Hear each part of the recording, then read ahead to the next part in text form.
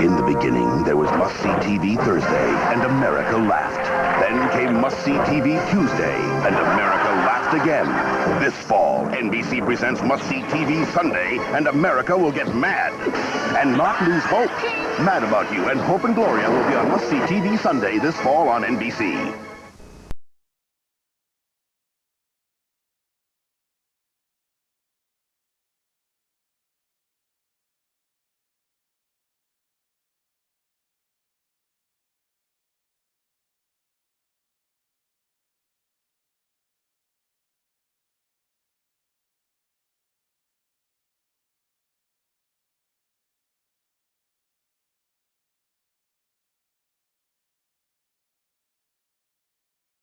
Fires in Vestal and Johnson City, with 4 fires, some suspicious, popping up within 1 hour. Good evening, I'm Kristen Sturner. Steve Craig has the night off. First at 5:30, 4 separate but similar fires were reported this afternoon in 2 bordering communities in the Triple Cities. Fire investigators are calling some of them suspicious. News Team 40 Matt O'Donnell joins us now, and he has more on this story. Matt, what have you learned? Well, in a rather bizarre twist of events this afternoon, 2 local fire departments in our metro region responded to at least 4 separate fires, and all of them occurred within 1 hour of each other. Before the fires started, however, the Johnson City Fire Department responded to what they called a false alarm at Wilson Hospital in the village. Approximately 5 to 10 minutes later, 2 fires were reported in Johnson City, one at Maine's Cash and Carry on Grand Avenue and the other at the Nypen Trade Center on Main Street. One man who works there says there was a whole lot of fire, but a whole lot of smoke rather, but little fire. The next thing we knew, there was smoke everywhere, so we decided it probably would be a good idea to leave at that point, so we departed. Was it a major fire, just a lot of smoke? It was a lot of smoke. They did a great job over here. We think that they managed to contain everything very quickly. About 40 minutes after that, Vestal fire trucks responded to yet 2 more fires in their jurisdiction. Firefighters quickly extinguished small flames at the Willow Point Nursing Home and at the Giant Supermarket on Reno Boulevard.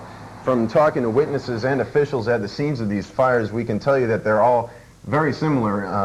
All were reported as minor fires with more smoke and flames, and we have reports that some of the fires originated from stacks of papers in the hallways and also some stacks of laundry at the Willow Point Nursing Home. So Johnson City Police are investigating right now, and we'll try and bring you more on this tonight at 11. Okay, great. Thanks, Matt. We'll have the latest then.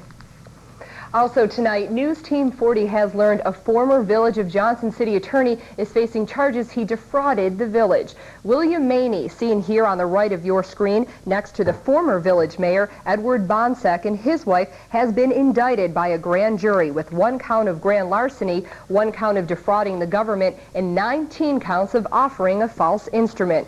The charges contained in the indictment are related to the period of time Maney was employed as legal counsel for the village. The indictment alleges Maney defrauded the village by overbilling the municipality for his legal services. Maney was arraigned on the charges this afternoon.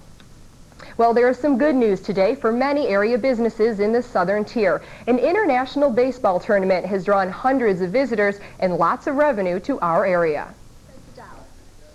Baseball brings a boost to the local economy. 18 teams have arrived in the southern tier, giving area businesses another reason to celebrate America's favorite pastime. All of the economy here in Binghamton, and it helps anybody that's a traveler.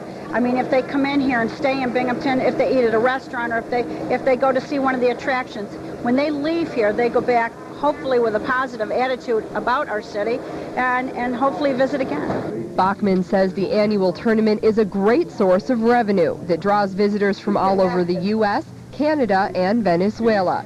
Angie is just one of many who traveled across the country. She's here to cheer for her grandson. I've always wanted to come to New York, but it's never had the opportunity. But now I've got a big challenge to come and see my grandson, which I'm doing now. And I'm glad that I came. Very glad.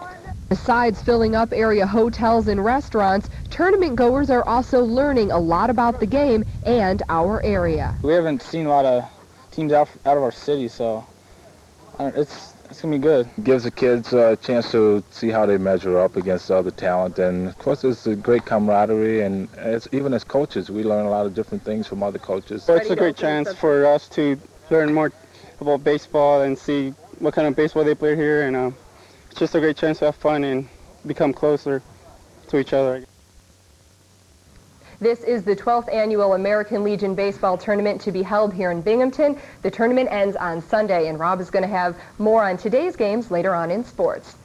A major typewriter manufacturer that was once one of Cortland County's major employers is now filing for bankruptcy. Smith Corona filed for reorganization under Chapter 11 of the U.S. Bankruptcy Code. The maker of typewriters and personal word processor has fallen on hard times because of the growing use and affordability of personal computers. As you may remember, Smith Corona just a couple of years ago moved a good portion of its manufacturing work to Mexico to help cut labor costs. While the company reorganizes, it's expected to continue its business operations as usual. IBM is closer to wrapping up its takeover of Lotus. Big Blue says development shareholders have turned over 97% of the company's stock to IBM. It was last month when IBM announced its bid to buy out Lotus at $64 a share. IBM head Louis Gerstner says the takeover will make IBM more competitive in the computer software industry. Binghamton Savings Bank is changing its name and charter to BSB Bank and Trust. The Federal Deposit Insurance Corporation has already given the okay for the change. It really won't mean much for customers, but it could mean good news for shareholders. The change gives BSB the chance to accept municipal deposits, which gives the company more potential earning power. Well, Governor George Pataki returns from a long holiday weekend facing a huge pile of bills awaiting his signature. In the last week or so of the legislative session, lawmakers passed hundreds of pieces of legislation, but none can be enacted without Pataki's John Hancock.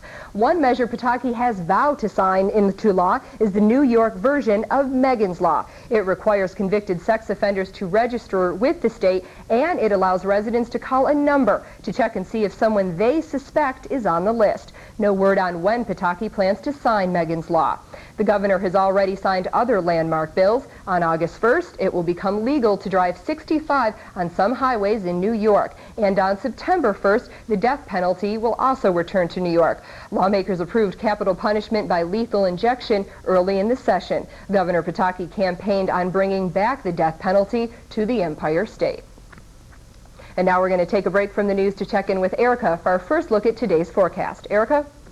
Hello, Kristen. Our temperature right now has dropped down to 78 degrees, down from our earlier high of 81. Now, there is a slight chance you may see a thunderstorm or two over the evening hours. Back out to our west and extreme western New York, there is a severe thunderstorm watch, and there are some strong thunderstorms. We'll show you those later on radar. But for us, we're just going to have another muggy night, it looks like, with a low down around 67 degrees. Certainly another uncomfortable one. Later on, we'll take a look at all the specifics and when the cooling air will get in. Well, in the heat of the summer that we have right now, many prefer to prepare meals outdoor on the grill. Tips on how to barbecue safely next in tonight's Health Report.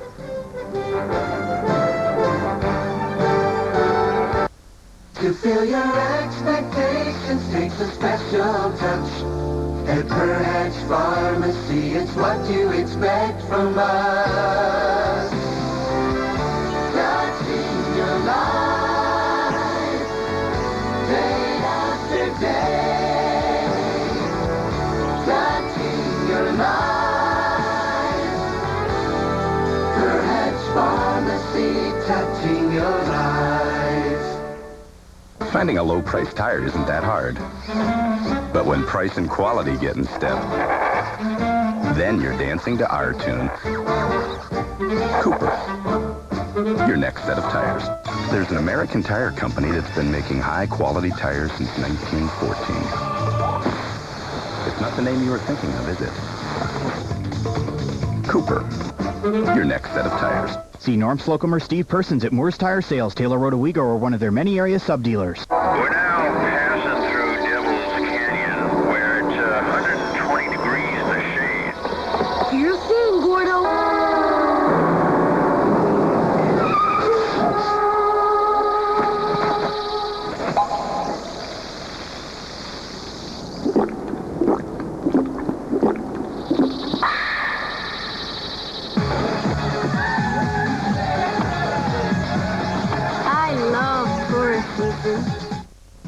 To Your Health, brought to you by United Health Services Hospitals.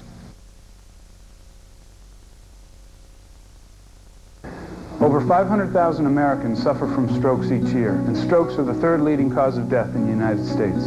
Learn the warning signs of stroke: numbness or weakness of an arm, leg, or the face, difficulty speaking or understanding, sudden blurred or decreased vision, loss of balance, or dizziness when accompanied by any one of these other signs. If you or someone you know experiences any of these warning signs, get to a hospital fast. Don't wait. For more information on stroke prevention, call the American Heart Association or WEWS at 763-6060. Yesterday, a lot of people celebrated the 4th of July by having a barbecue. Nothing seems better on a sunny day than food cooked outside and served on the grill. But if you don't do it right, a summer picnic could turn into a long night battling food poisoning. Margot Kessler shows us the do's and don'ts of summer barbecuing in tonight's To Your Health. If you're getting ready to barbecue outdoors, the first thing you should do is clean the grill. I turn the heat on and bake it off, and then I scrape my grill real well and get it nice and clean. And don't bring out any of your food until you're ready to cook. If I was cleaning my grill, I just started and I brought my meat out and I set it on the side. By the time my grill is ready, the meat has been exposed. Also remember to clean all utensils and cutting boards thoroughly after contact with raw meat. What I like to do is just take it and throw it in the dishwasher. And then if I need another cutting board, I just grab another cutting board. If you don't have the luxury of having more than one cutting board, wash it with a good disinfectant, very hot water, and a clean dish rag. Once your food's cooked and out on the table, the two words to remember are time and temperature. And you want it to be below 45 degrees. Above 45 degrees, bacteria begins to grow up until 160 degrees. Keeping foods at temperatures between 45 and 140 degrees for long periods of time causes rapid bacteria growth. If you take it from the refrigerator, put it on the picnic table, I would leave it there no more than a half an hour. Dunster says the best rule of thumb is, when in doubt, throw it out. If you have to taste something and you're not quite sure if it's, I don't know if it's good or if it's not good, just throw it out. It's not worth it. Keeping food cold and protected is the best way to avoid getting picnic sick. Margot Kessler, WICZ News Team 40, To Your Health. And also another tip, Dunster says if you're making a summer salad like potato or macaroni salad, make sure all of the ingredients are cold before you make it. That way it'll keep longer. Well, one of the best ways to spend a summer day is at the park, and now the children at Coconut Center can do that. Today, parents, kids, and political leaders were on hand for the formal opening of this park off Lewis Road. The town of Union got the ball rolling on this new play area after the county agreed to lease the land to the town of Buck. Parents say it's long overdue. We have a lot of kids around the area. The Daisy Drive development, they have no place to go, and this gives them some place to go and play. This is just the beginning. Town officials plan to expand the park by developing a walking trail like that we see at Otsoningo Park. Well, it's a pretty safe bet. The words hot, humid, and hazy will all be used to explain today's weather. Those words and the rest of the forecast coming up next. Also next, more unusual plants in tonight's garden report. But first, let's take a look at today's closing story.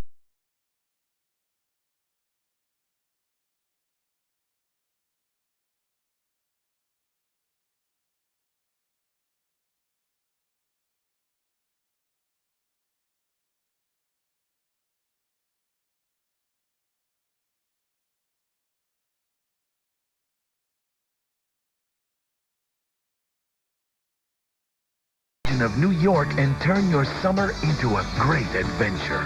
Located at the headwaters of the Fulton chain of lakes and surrounded by the magnificent Adirondacks, come see the spectacular scenery of Old Forge by tourboat or on the historic Adirondack Railroad. Play a round of golf or cool off at the largest water park in the state. Visit the Adirondacks' most general store. Rent a boat or just have fun. No matter what you play, you'll always have a great place to stay, including superb lakeside accommodations and full-service campgrounds.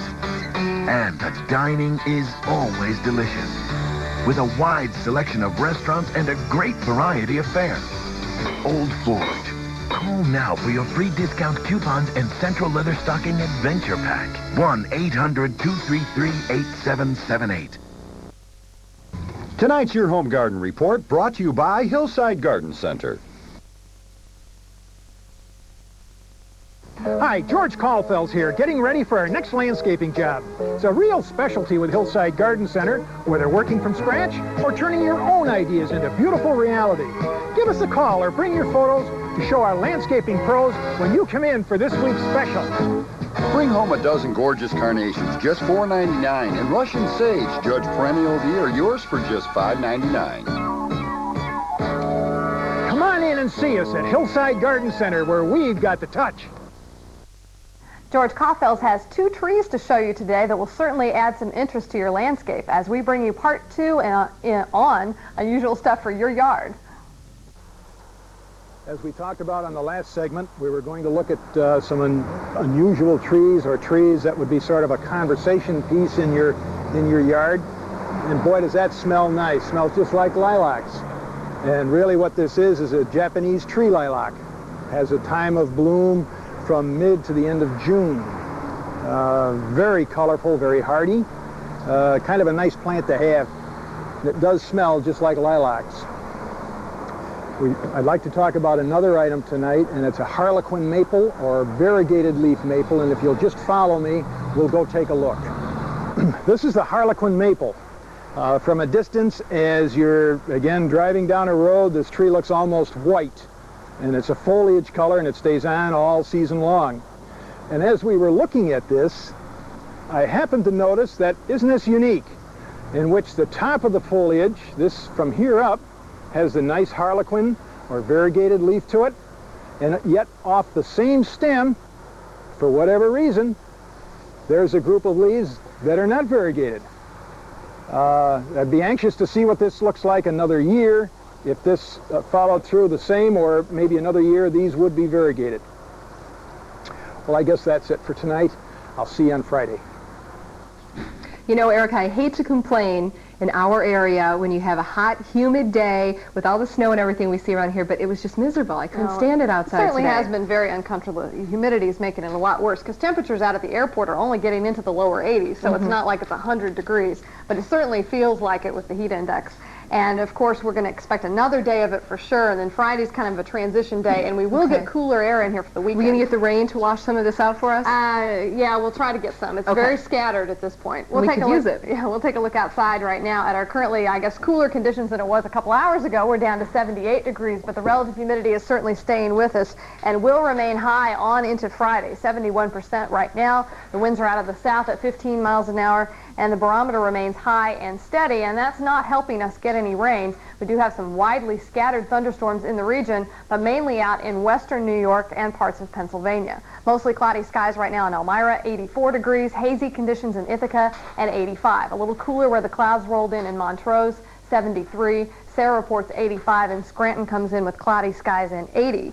We made it to 81 so far today. That was at 3:30 this afternoon. Temperatures have fallen down a couple of degrees from that to a normal high, which would be 78 degrees. Last night's low was certainly uncomfortable, only getting down to 66 degrees at 5 a.m., and tonight could be a few degrees warmer than that. The record's 91 back in 1955, down to 45 for your record cool temperature in 1979. So far today, we haven't had any precipitation. We only picked up a trace yesterday, so we're still looking at our same monthly total from last Saturday of 64/100ths of an inch. Now, the normal has just about caught up with that for the month, and of course, we're running way behind for the late spring and early summer so far. We could use the rain, and we do have a couple of chances of getting it before the cold front goes through on Friday. We'll take a look first off at the satellite map, and we can see we have some clouds in our region, mainly kind of a dull haze out there, and that's going to be with us another day at least. We have a strong area of low pressure that's going to continue to push off to the north and east, and it will eventually drag a cold front across the region, which will give us relief from the heat and the humidity.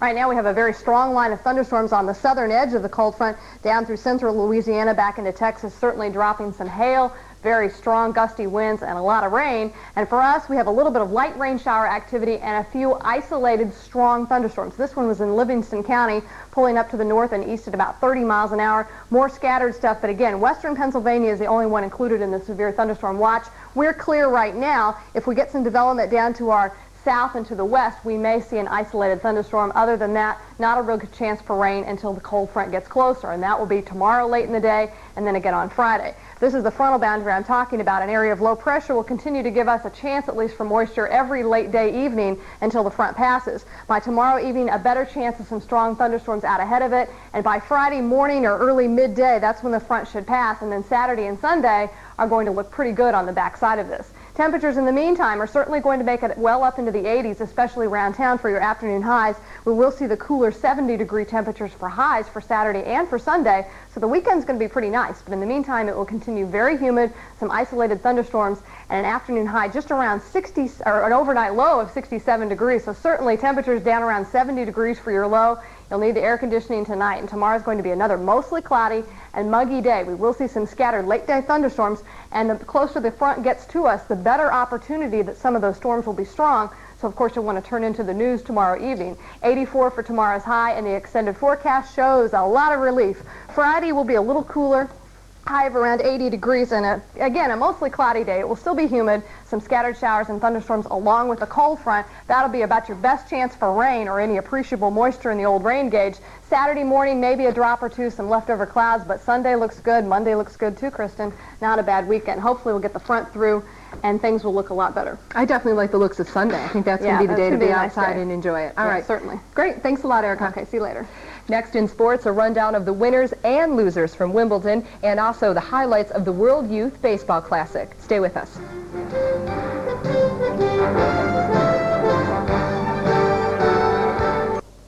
Hi, George Caulfield of Hillside Garden Center here. Along with me, meteorologist Erica Boyd. Join us every Monday, Wednesday, and Friday here on News Team 40, first at 5:30 and 11 for your home garden.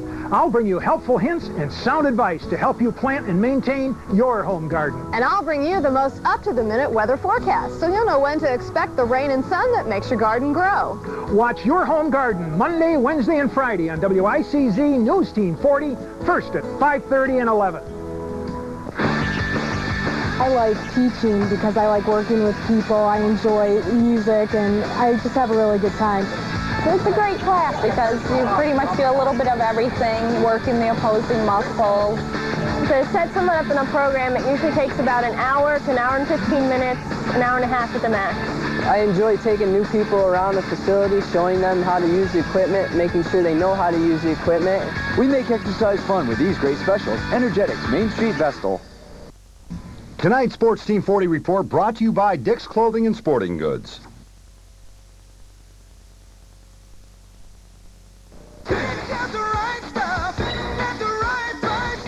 Terry Bradshaw here for Dick's Clothing and Sporting Goods. Dick's has all your favorite products from Easton. We have a great selection of baseball and softball equipment, like the hot Easton CU31 bats. Easton is also taken to the streets with great Instinct street hockey sticks and gear. Dick's and Easton. We'll supply the stuff, you supply the dream. Hey, this is my kind of store. Rob is in now with sports, and Rob, as we saw earlier in the newscast, lots of baseball going on today in the area. Is that right? That was a nice story you did on there. You don't really see that part of it a lot. Some of the players I met, the grandparents, the parents, they were really wonderful. They're definitely in the spirit of things. That was kind of neat, but the number one thing this week is baseball. The tournament and the fun started today. 18 teams from near and far are in town for the 12th annual World Youth Baseball Classic. This is a 5-day tournament with teams from the local area and as far away as Venezuela, Canada, and California as well. 14 games on opening day to get things started. This is an afternoon contest. You're watching here from Kirkwood's River Park. The action continues later tonight and all the way through the championship game on Sunday night. Tonight at 11, we hope to have more highlights for you from today's action and all the scores from opening day as well as the World Youth Baseball Classic gets rolling at 4 local sites. Some pretty good baseball featuring players from just about everywhere. While the younger players are in town, the AA Binghamton Mets are out of town, continuing their Eastern League Baseball road trip against the Canton Akron Indians. Last night, the B-Mets and the Tribe played the longest game of the season, a 16-inning marathon, which Binghamton won 4-3. It snapped the Mets' 3-game losing streak, and the Mets have a chance to win twice more today. That's because at the top of the hour, the same two teams are scheduled to start a doubleheader, a pair of 7-inning games, which these two teams could probably play in their sleep after playing 16 last night. In fact, some players might be playing in their sleep after that long game last night. 2 for the price of 1 out in the Buckeye State for the Binghamton Mets. Paul Wilson and Hector Ramirez scheduled to pitch the two ends of the twin bill for Binghamton. Meanwhile, the ace pitcher of the New York Yankees, Jimmy Key, headed to a hospital in Birmingham, Alabama this morning for season-ending surgery on his rotator cuff. His goal is to return on top when all of this is over. And we'll see if I can pitch with it, and that's the bottom line, and we're not going to know till down the road, but I know I can't pitch this way, and I'll do what I can do to try to get back to where I was at a couple years ago, or last year even. Now to tennis. Seeds were meant to grow in grass, and at Wimbledon's grass courts, the top 4 men's seeds have flourished. All top 4 seeds have advanced to the men's semifinal matches. Remember, yesterday, the top 4 women's seeds did the same thing. For the men today, top seed Andre Agassi, no trouble at all with Jaco Elting. It was a straight set romp, 6-2, 6-3, 6-4. And Agassi is now 2 wins away from his second Wimbledon crown. Remember, he won there in 1992. But first, Agassi will have to meet Boris Becker in the semifinals. Becker is the 3rd seed. He outlasted Cedric Pioline today, 6-3, 6-1, 6-7, 6-7, 9-7. Defending champ Pete Sampras, the number 2 seed, moving on as well. He beat Shuzo Matsuoka 6-7, 6-3, 6-4, 6-2 today. Sampras will play 4th seed Goran Ivanisevic on Friday in a rematch of last year's final. Ivanisevic advanced with a 7-5, 7-6, 6-3 win over Yevgeny Kafelnikov. So all top 4 seeds in the men's side are in the semifinals. It's the same story for the women, who play their semifinals tomorrow.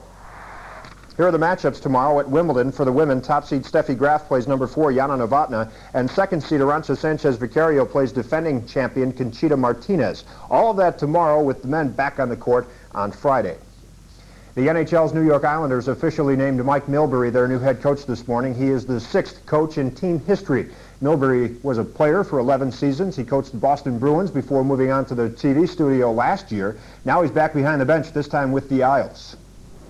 Our club will be in as good a shape as any club in hockey. They will be as prepared as any club in hockey. They will be as committed as any club in hockey. And most importantly, they will be as enthusiastic as any club in the National Hockey League. A look at the new Isles logo, and word from the NBA that 36-year-old Magic Johnson is considering another attempt at a comeback as a player with the Lakers. It's still very early, but talks have started. Nothing is official just yet. A lot of things need to be cleared up in that situation. Number 1, the lockout has to end before any transactions are done, and then Magic has to give up his ownership in the Lakers. A lot of things need to be cleared up. Okay, a lot of loose ends to tie up there, too. All right, thanks a lot, Rob. There's still more of News Team 40 straight ahead, including a last check of tonight's forecast. And we'll tell you why these kids seen here were enjoying a cool summer treat today. Stay tuned.